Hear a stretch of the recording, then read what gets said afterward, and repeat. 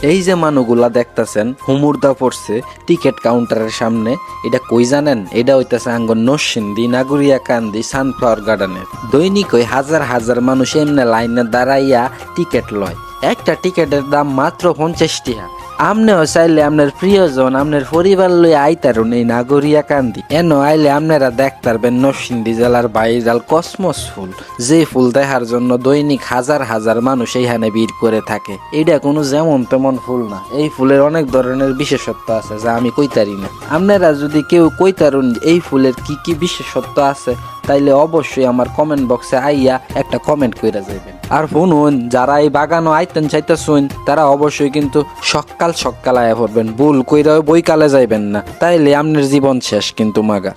আর কে রে আমি আমনে গড্ডে কইছি সকাল সকাল যাইতেন, তার কারণটা কি জানেন? কারণ এইখানে এত মানুষের ভিড় জমে। আসলে আপনি যদি একটা ভালো মন মানসিকতা লইয়া ওই বাগানে যান, আপনার ওই মন মানসিকতাটা থাকবো না।